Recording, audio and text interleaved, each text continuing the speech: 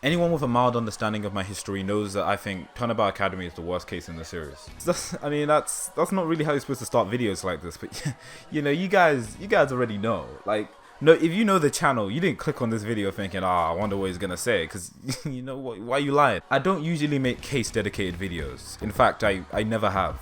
But I think it's very important in this case. Plus, I really want to just get my feet wet with this sort of thing. So, there's that. That said, if you're a baby, leave. That shouldn't need stating, but with Ace Attorney, oh man, it's a crazy game. I'm not really here to baby people's opinions. I'm here to share my own. And I'm gonna have fun with my own perspective. If you can't handle that, then, just telling you now, just leave. I'm just gonna say things and people are really just gonna have to deal with it. My reality isn't an assault on your own. These videos are made for me, not to make you feel validated about your own views. See, I'm being negative and that means I'm smart and I'm better than everybody. That's kind of how people interpret me, right? I'm wasting time. Let's talk about Turnabout Academy.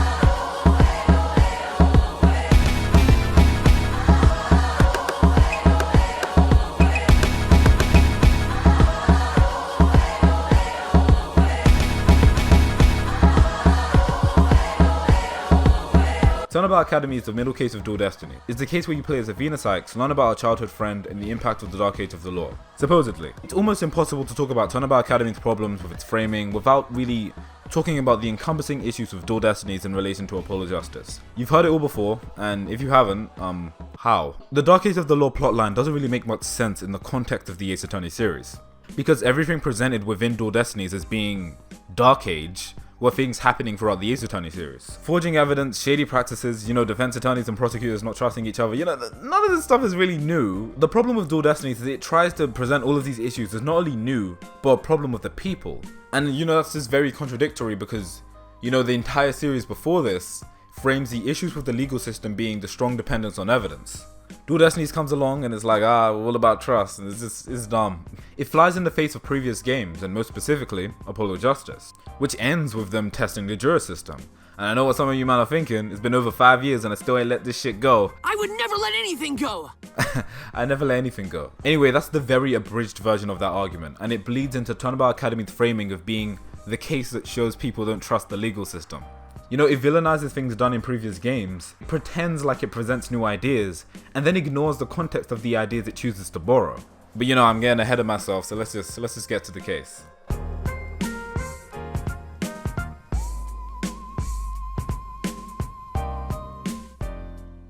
This case is awful. The investigation segment starts with Athena showing up late and Phoenix talking about giving a lecture. It's very early, but this is the first contextual issue I have. Why does anyone want to hear a lecture from Phoenix Wright? $9 for this? He was shamed for 7 straight years. He was playing poker games in a basement, accused of forging evidence, and conjured up a completely new system just to catch a guy he didn't like. Even if we like Phoenix as players, contextually, it makes no sense for the public to be so in love with him. It's implied in the trilogy that in the legal world that he's slightly famous, but what does 2 to 3 years of fame mean when you spent 7 years disbarred looking like a fraud? Dual Destinies has no interest in dwelling on these ideas because it picks and chooses what it wants to borrow from previous games. So for the sake of the case, and to give a reason for the characters to be there, Phoenix has to be looked at as this great man by the public, even though it's incredibly contrived and stupid. The act of being accused of something is enough to taint your reputation, regardless of whether it's true or not. Instead of exploring Phoenix's post-disbarred reputation, badge or otherwise, they play him up as a legend because that's how the game wants the players to see him. It's really dumb. Something I've always questioned is why Athena even worked with Phoenix to begin with, given his crummy reputation. But that's not important. Phoenix ends up giving the lecture and handing it over to Apollo while he, sleeps on the couch with Athena. I could have worded that better, maybe just a little. They find the professor's body and Phoenix calls the police and then tells Athena to investigate before they arrive. He says this is because he thinks the killer is going to mess with the crime scene, but oh man, I'll get to that. Give me 1 second. Athena's being annoying, crying about secrets when the woman is dead, but okay, I'ma just get into this. Okay, if the victim has been dead for a while, then why is Phoenix concerned about someone messing with the crime scene? Keep in mind the crime scene, from what we understand anyway, it's an open stage. This isn't like some secluded area, it's public access. There's windows and shit, anyone can walk past. What sense would it make for the killer to come back to the crime scene, wide in the open, to make changes? It's already quickly been established that the body is cold, so she's been dead for a while. So So any changes the killer was going to make, we can only assume have already been done. I know it sounds really petty, but you know, Phoenix's reasoning doesn't really make any sense. If the body was clearly moved and there's no blood in the area and the victim is cold, then we can only assume that the killer's already done what they needed to do. This case is dumb. Apollo shows up and says the mock trial is the exact same as the current murder. All it says in my script is insert Yamazaki joke, so I don't really know what joke I'm gonna make. This is really dumb. Just why did I do that? Yamazaki's team seems to love creating these crazy, whoa, how did it happen scenarios. They end up writing him into a wall that can only be solved through a bunch of heavy-handed plot points. And it happens all the time. These very specific circumstances that he creates for himself. And you know, sometimes, honestly, sometimes it leads to a very compelling case. And other times it just breaks the case. And you know, more on that later. Okay, wait. Okay, guys. I don't remember. Wait, let me get the picture up. wait is it? Okay, I just remembered the joke that I was gonna do with Yamazaki early on. Okay, cool. These cases, just some of these guys' cases is just fucking dumb. Nine-tail.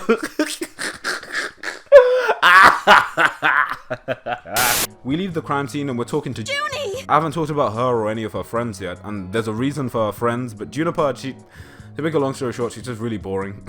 Like, her whole character is basically just being shy and crushing on Apollo, and that's basically it. You know, they try to play up this I'm trying to be strong thing, and her friends come through with the dick riding, and it's not that good. I don't mind Robin as much as Hugh. That's all I can really say for day one. There's a random Turnabout Serenade reference in this case, and it's very silly to me. Again, it's picking and choosing what it wants to reference. It's so surreal. And again, more on that in part 2. It's also the case that introduces Apollo's I have a friend problem. This case wants to help set up Apollo's clay problem for later on in the game, but it's just so disingenuous in how it tries to do it. Apollo takes every opportunity to go, I have a friend. Wow, you like the night sky? Yeah, I have a friend that, man, you trust each other. That's beautiful. See, I have a friend. I, the heterosexual Apollo Justice, will be talking about the new female at the office with my friend. Like, it's just kind of like, it looks fucking ridiculous. Clay's inclusion retroactively in Apollo's life isn't inherently an issue, but the way in which they try to implement him in the case is just so heavy-handed. It just makes Apollo look like he has no friends. You know, maybe he doesn't. I don't know. Anyway, after writing off Juniper a bit more, they start talking about their proof of friendship, and it's just really moist, and I'm just gonna ignore it. It's not really that important to the case though, so it's like, I don't get why it's a secret. It's kind of dumb. Why the hell does it matter?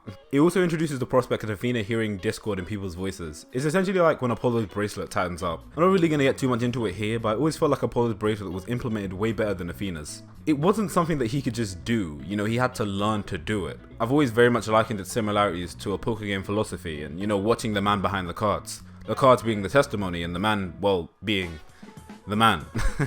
I feel like Athena's is a bit more superpowery, which I'm not really a big fan of. And you know, this has nothing to do with anything, but I also realized while scripting this, there's a big hole in Apollo Justice, like the game. Okay, so Phoenix is banking on Apollo's bracelet to save him for whatever reason, but you know, what if Apollo just didn't bring the bracelet? Like what if he just woke up and went, nah, this is ridiculous, I ain't wearing this shit, and you know, he just didn't wear it. Like, what would Phoenix do? It is great plan, man. Back on topic, Fulbright is the best part of this game. Thank you for listening to my TED Talk. Yeah, and then, you know, Clavier shows up. And I hate to go on the same old Apollo Justice related rants, but, you know, why is he here? Clavier's existence in this case is another reference to Turnabout Serenade, and I promise I'll get to it later, but I will say I don't understand why you would dangle Apollo Justice, the game, in the face of a game that actively ignores it, or even the face of a case that actively ignores it. Perhaps it is time to simply let it go. Let it go. Never! I'm never letting it go. His justification in case is that he went to Themis Legal Academy, and his mentor was the victim. He was also supposed to, if I recall, he was also supposed to perform a show with his band and do something with Phoenix. You know, ignoring the point that I'm gonna make later down the road, to be fair, you know, that's serviceable. It's nothing over the top crazy, but you know, it gives him enough of a connection to the case that his presence doesn't feel just random.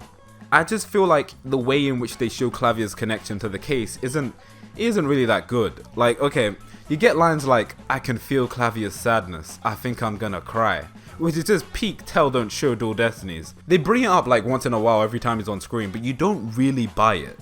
No one actually thinks about this case and thinks about Clavier's connection to the victim, and I think it's because they don't sell it on anything but cheap words. Clavier doesn't really do anything. Clavier jumped from being pissed about the death of his mentor to acting out a mock trial for fun, like on a dime. These scenes are back to back, and if he isn't taking it seriously, then why should I? Why should anyone involved? On a more positive note, I genuinely like elements of the mock trial segment. It's very unnecessary, but it's at least an entertaining way of presenting the details of the mock trial. It's a short segment, and they didn't have to do all of this, but they did, and I appreciate the effort. This easily could have been a very drawn out explanation, but they decided to do something unique to the case, and because of that, is a moment that stands out when I think of the case. It's a fun idea to present the mock trial and the details of the script. Or at least, it would be if the details were interesting. And if it didn't just pad out the investigation segment. This whole first day is kind of irrelevant. Like, nothing of major importance actually happens. All this mock trial really accomplishes is establishing the state of the body in real life and in the script are the exact same, which we already know. And it's very likely that the body was moved, which is so evidently clear by just one look at the actual body. The mock trial script doesn't mean anything, but again, more on that later. I'm saying it a lot, but there's a reason this shit says part 1.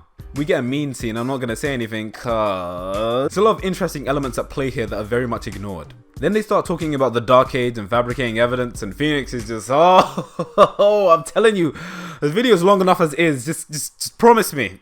So we meet Scuttlebutt, and I think there's genuinely some good jokes here. Hand on heart, she's probably the most fun character in the case. That isn't saying a lot, but she opens the door for the case to be comedic. There's some pretty cringeworthy moments with her, but you take what you can get. It's Dual Destinies, come on. And I'ma take that back, because the first thing you'd point out when you see her is that she doesn't like Juniper because Apollo goes, my wrist. Scenes like this make me realize just how little importance the bracelet actually serves when done wrong. It feels tacked on, like a bunch of Ace Attorney powers have. Ultimately, it's all done to establish that Mariam doesn't care about what happens to Juniper. But that doesn't require a bracelet. Call it a hunch, but Mariam's character was probably gonna prattle on anyway.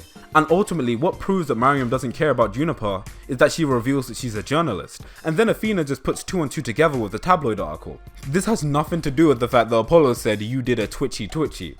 I think the bracelet is a cool idea, but it just needs to be more internalized. Apollo Justice, while it wasn't perfect in this regard, it did it a little bit more. When Apollo uses the bracelet, there needs to be a recognition that it doesn't mean anything in isolation. It's what it informs you of. It tells you where to look. In that sense, the bracelet should really just operate like logic. In some sense, anyway. But it shouldn't be shamelessly yelled out in a court or to people as some form of evidence. It'd be really just an indicator of what sort of questioning Apollo should pursue. This isn't a case-specific issue and isn't a game-specific issue. I just feel like it's something I should point out. Whoa, what's that over there? Don't listen to him! What is that? He's just trying to trick you again! It's absolutely nothing! Oh my gosh, no, seriously, I've never. What is that? Is that even a... Don't look! There's nothing over Even there! if one of you looks and the other one's close your eyes. I could go on with Mariam's stupid heavy-handed Dark Age tangent, but I'd be here all day. Ultimately, everything she says is irrelevant and it's another waste of time. This is the first hour of the case and nothing happens. Suddenly something happens and it's a lie and it's a bad one. The guy basically says he ignored the dead body for the promise of... for the promise of pussy. That's pretty much what he says. And these idiots, they all buy it. What really irks me is the fact that Hugh lied about seeing the dead body in the first place. Like, why did he do this? What did he stand to gain? All he does in doing this is connect himself to the body before it was discovered. Not only is it a stupid reason to ignore the body, but it's also a really stupid cover-up because it gives him undisclosed time near the dead body. I know the real reason he did it, but for now just play along. You're gonna hear me say this a couple times, but Hugh is genuinely just an idiot. Robin shows up, yells, fine art, Dark Age, worthless. You hear from Juniper that the owl had blood on it when she picked it up, and that's about it. That's basically it. That's the entire first day, and it really doesn't do a whole lot. After you investigate the crime scene with Phoenix, everything else is just kind of irrelevant. And that's fine to a degree, the first investigation is simply supposed to set up the crime scene, introduce you to some characters, and give you an opportunity to explore the world around you. Turnabout Academy does that, but the nuggets of information it gives you are sidestepped by what the case is really about, the friendship between Juniper, Hugh, and Robin. It's almost in every scene, it's the biggest focus of the first investigation. But the problem is, we don't care. Let me tell you, We don't care. Juniper, Robin, and who gives a fuck, it's just petty high school drama and it wastes so much time, cause... oh my god, just give me a minute, we'll get to it. We're already off to a bumpy start, but who knows, maybe the first trial will be better. Oh my god. You fucking kids! I've got places to be! Okay, so before the trial even starts, we have means spewing this ends justify the means rhetoric, and the game doesn't even try hiding that it's suspicious. Again, I'll save some of this for later, but I will say, They don't do Means any favors by making this all he does throughout the duration of the case. There isn't a single moment in this case where you talk to Means and he doesn't bring this up and isn't met with the same reaction every single time. Hell, Means doesn't even need to be in this scene, but they keep dangling this really obvious thread right in your face that he's the bad guy. And don't tell me that you didn't know, cause you did. All Athena does is sympathize with Juniper, Robin and Hugh's relationship, and whenever Means is on screen, she's always dismissing him. It's obvious, and the game makes no attempt to hide it. More on that later. The trial starts and we don't get an opening statement because Blackwell is Blackwell, and Fulbright gives an opening statement anyway. Okay. So they established that we learned in the investigation that the murder most likely took place in the art room and was relocated to the opening stage. Smooth sailing, not many issues, looking pretty good. And boom, you're hit with this bombshell. Scarbot's tape recorder records someone yelling, "You're a goner," and they think that's when the murder took place. What? What? Who the fuck yells, "You're a goner," when they're trying to kill someone? And Athena's calling it a death threat, like, what?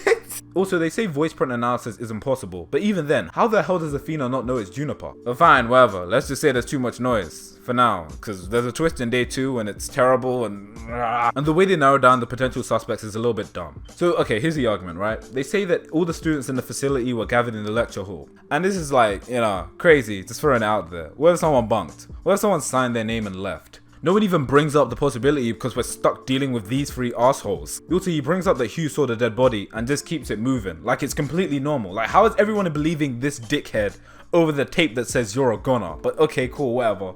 Just gonna ignore that one. This case is dumb, but Athena's too busy sweating a storm to point any of this stuff out. It takes until pressing every single statement just for Apollo to finally tell her to bring up the point that the killer wouldn't want to draw suspicion to themselves by making the murder the exact same as the script. It's kind of like... Okay, now we're introduced to Scarbot, which once again, I don't really mind all that much for the joke. It's creative, I like the idea of a shy journalist on the box, and it leads to some fun jokes. You know, if there's something Danganronpa has taught me, is that everything could be worse. Much worse. So we get to the cross-examination, and of course, same shit. She saw the body, she kept it moving. This is really dumb. Apparently everyone can just see the body and just keep it moving, and nobody questions anything. Alright, cool. Then Blackwell deprives Athena of a cross-examination because he points out the fact that Scarbot seeing the body before it was discovered makes her a potential suspect. Which makes no sense, because Phoenix has not only done much worse, but the whole testimony is immediately invalidated by Apollo, proving she didn't actually see the body. Then we do the cross-examination anyway, and it's such a waste of time. What's the point in all of this verbal diarrhea getting us nowhere? It's really just so Scarbot can present the obvious contradiction to the court to be added to the initial testimony that was just invalidated by Apollo. I know difficulty is subjective, but Turnabout Academy really loves to just spell everything out for you, and gee, I wonder where it is. The case proceeds relatively smoothly after this, with you managing to prove the connection to Robin. Don't really have many issues with this, honestly. I'll say this now if it means anything, I've grown kind of a soft spot for Blackwell. He's not really amazing by any stretch of the imagination, but I think him and Athena have good counters to each other. This could genuinely just be Ace Attorney withdrawal speaking though. Robin takes a stand and here we go again. The Moon Matrix.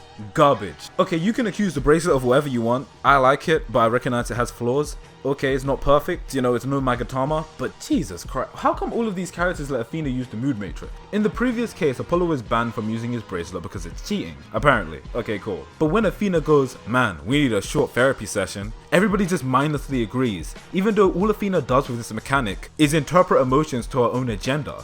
You know, at least with the bracelet, like, it's personal. Apollo doesn't go, "Hold on everybody, I'm gonna use my bracelet to see if the witness is itchy." Athena halts the whole trial and the whole cross-examination process just to use this stupid mechanic, and in universe, everybody just goes along with it because it's the hot new thing. It's a heavy-handed, forced way to make Athena's ability feel useful and important, by making the entire court view it as a necessity. And it's ridiculous when you think about the fact that a previous case goes out of its way to vilify a very similar power. This ain't culture, this ain't Kurain, this is the same damn court from every previous game.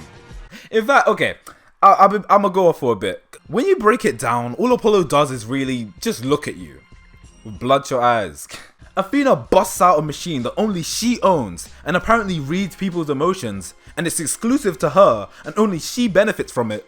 And the court recognizes it as something official. Like, how do they know she ain't rigging it? How do they know she ain't lying? She ain't a psychologist, she's 18. Some of you might be thinking, you're just nitpicking. But it's a genuine question. Why does the courtroom bend to the will of this machine only owned by this rookie? The same rookie who was crying on the ground over pain, Hell no, I ain't listening to her. She don't know what she's doing. Oh man. But okay, fine. I'm done ranting, whatever. Psych, nigga. No, I'm not. Okay, this is probably one of the worst Moon Matrix segments in the series. This is where some of the issues overlap with the bracelet. Just because Athena says you feel sad doesn't mean you have to admit to anything. Maybe Robin felt sad because he's hyper-masculine and he doesn't feel like talking about the fact that he wore women's clothing.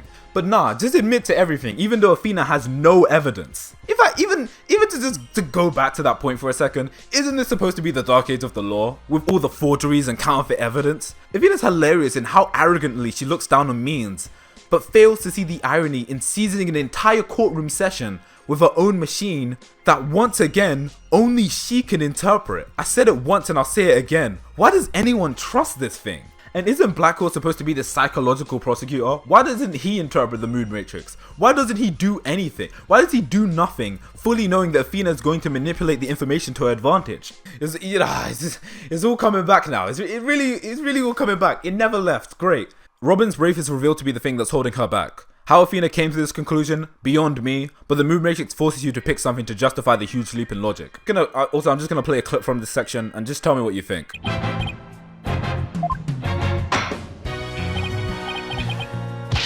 Does this not look ridiculous? Like, not in like a quirky, fun Ace Attorney way, I mean in like a, what am I even doing kind of way. Also, there's a line here, this isn't in the script, I found out there's a line here that says, that's badder than bad. And okay, it's like they realized the case took place in a school, then used it as an excuse to make the trial as ridiculously childish as ever. And again, I'm not inherently against stuff like this, but come on man, some of these lines. He reeks of testosterone. There's never been a finer species of masculinity. Smashing pots, crying, and yelling. Yeah, okay. yeah, okay. You know, Robin has a big reveal, and okay, I'll compliment this. I think it really shows the strength of Robin's design. Robin's design allows for a change to be very subtle, and it flips the way you see the character very quickly. It's not this super dramatic, over-the-top transformation like, say, what's it called? Marlon Rhymes hulking out, or this guy playing the guitar with speakers. Man, that's dumb. It's a minor tweak, and while I think the build up to the reveal is awful, the way in which they implement it is really clever. Before I go on though, I'm gonna establish something really quickly, and I know it's very obvious, but it should be established. Robin isn't trans, she is born a girl. Now that sounds self-explanatory, but some people genuinely get mixed up, and second, it feeds into the next point I'm about to make. This reveal is so stupid. How did no one know she was a girl? When she applied to the school, did she just lie? Did they do no background check? Shit, did the police do no background check? These are the same people that just argued that Juniper was the only one that could have yelled, "You're a goner," cause she's the only girl. Meaning that they didn't check shit. Either the school had the knowledge of Robin's gender and somehow the police didn't find it, or the more likely but less likely at the same time, Robin somehow hid it from both the police and the school. Now what the fuck is this? If that's the case, fuck the killer. Robin's the real mastermind here, what the hell? How do you do that? Doubling down on that point, how is it even a debate whether or not this is Robin? I don't care what kind of voice she's putting on, all this nigga does is yell. You have a million references to draw from, but no, we're just gonna go back to the excuse that the noise clip is noisy and you can't make it out. Then this stupid voice clip shouldn't be used in the first place. This case is so flimsy. Not only because Robin is apparently a criminal mastermind, able to hide her identity from not only the police and the academy, but also because we're giving credence to this "you're a goner" crap to begin with. I don't know man, they really overplay the feminine traits of Robin to like 100. Like, I can see why people find her entertaining, but she starts doing too much very early on and it's just, ugh. If it means anything, I actually like Dual Destinies' pursuit theme. I think it's very underrated. You proved that Juniper Review wouldn't win and confess. High school drama, it's corny, it's hollow, and I don't think anybody cares. Hugh takes a stand and it's very brief. And then Blackwell alludes to revealing Hugh's secret if he doesn't comply. But again, what's with this selective investigation? Okay, if you know the twist, you know, but why did Blackwell know about Hugh's secret but not Robin's? He gets one testimony, you prove the obvious, and then we segue into, "You're a goner, Hugh O'Connor." Okay, first of all, I'm gonna bring attention to this one joke Athena made. Nothing happens. Like, nothing happens. The last 20 minutes of this trial is just hot air. It's genuinely just an excuse to stretch out the trial and keep it going for another day. Because Athena is incompetent and can't do anything right. So we have to make it painfully obvious these stupid children aren't the killer. Honestly, what a horrible first day. People genuinely look at Dual Destinies and go, man, if you look past the character stuff, these cases are really good. No, they're not. Is this what we consider good? A bunch of idiots arguing circles about nothing. something that goes nowhere in the second day anyway. A bunch of stupid mood matrix segments that everyone buys into that contradict what the case is supposedly supposed to be about. People ignoring the fact that people are seeing dead bodies and going about their lives because they want scoops and pussy. This heavy-handed exposition of a plot point that doesn't go anywhere anyway, doesn't make any sense. This super obvious killer that the game dangles in your face throughout the entire case that you can't do anything about because the game is wasting your time arguing in circles about nothing. Really think about it. Athena doesn't push the case forward in any way. You reveal that Robin is a girl, but that's something that should have been known anyway. If Blackwell is supposedly in the know about Hugh's secret, then how would he not know about Robin? It's just an arbitrary rule to make you feel like you accomplished something. It doesn't even relate to anything in the case. Athena doesn't really push the case forward. Scarbutt reveals things to you by her own volition, and Blackwell's still presenting new evidence by the end of the trial. Athena doesn't refute anything or open the door to any new possibilities. It's only because Juniper's friends start acting like babies that the trial postpones in the first place. I agree with Blackwell, what kind of shit is this? So if we're not doing anything important in the actual trial, then what are we doing? The same thing we did in the first investigation, setting things up, focusing on the relationship between Juniper, Robin, and Hugh. That's what this case really wants to focus on. Now some of you might be thinking, why is that such a bad thing? Okay, I'm gonna save the finest Ace Attorney moment for part 2, so I'm not gonna go too much into that, but I will say that the modern Ace Attorney games have this habit of substituting case substance with a bunch of character drama, and here's the problem. It's shallow and I've grown very apathetic to it. Why? It's not done very well. And second, and this is way more important, in terms of making a case, the case takes priority over the characters. The case is what's supposed to move the story forward. The characters are just in service of the case. Is why when I made the relationships video, I made the point that I don't think romantic relationships are a necessity for Ace Attorney. The only time they exist and work is in the context of a case. Rhonda Light and his wife, Mia and Diego, the list goes on and on. Now ignoring my personal opinions on Hugh, Robin and Juniper's relationship, that I'm gonna get into in part 2, what does wasting the first day exploring their relationship really do? How does it push the case forward? And while you struggle to formulate an answer to that question, I'm gonna ask you one more.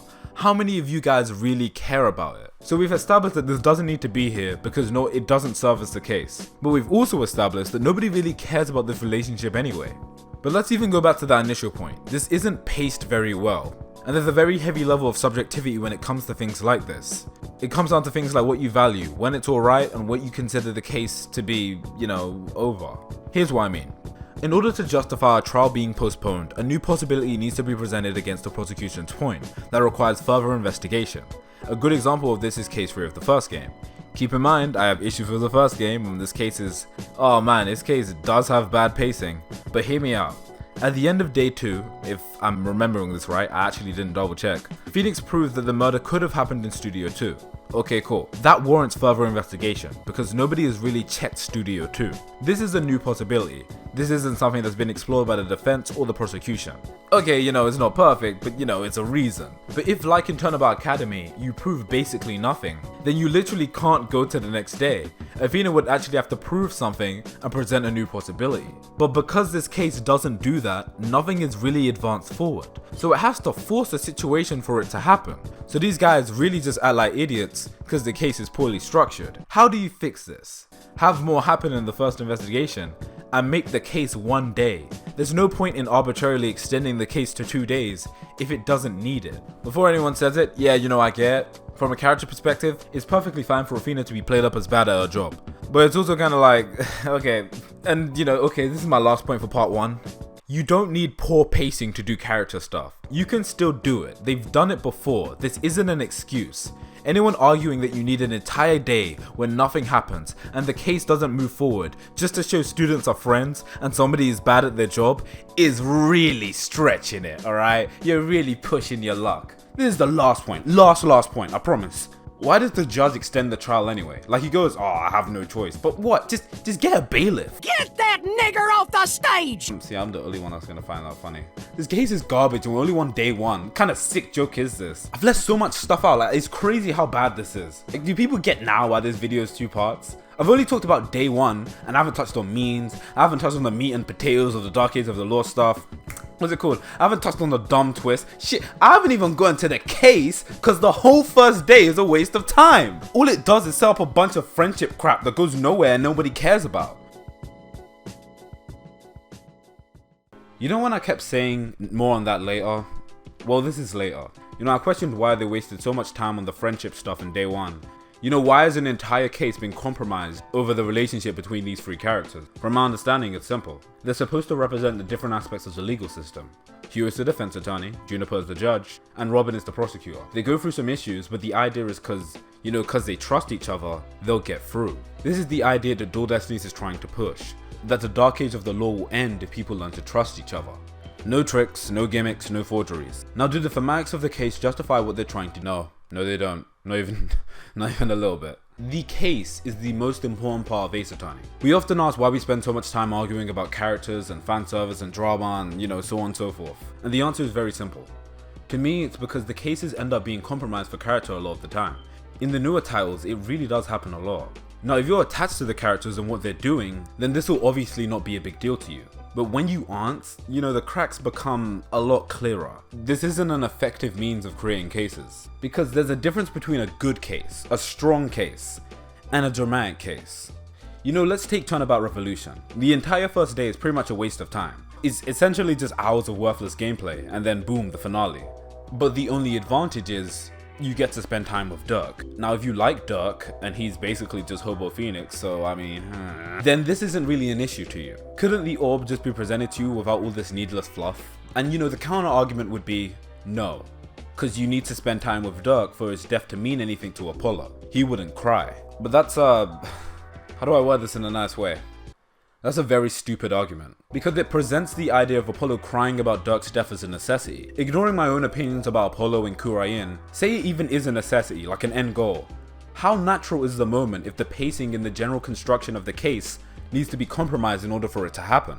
And that's what Turnabout Academy does. It's one of the worst offenders, but is an important point to be made that should be applied to every Ace Attorney case, and I think is an interesting final question. What really, at its core, is Ace Attorney about? Is it about solving cases, or is it about character drama? A lot of people out there are gonna say both, but if this video hasn't made it clear enough, clearly priorities are swaying more in one direction than the other. Next time we're gonna be talking about Day 2, the trial, means, Athena's characterization, the dark age of the law, the finest Ace Attorney moment, and more. Our Sweatshirt said, I don't act hard, I'm a hard act to follow. And if that's true, oh man, we're in a lot of trouble. I'll see you guys in part 2. Take care.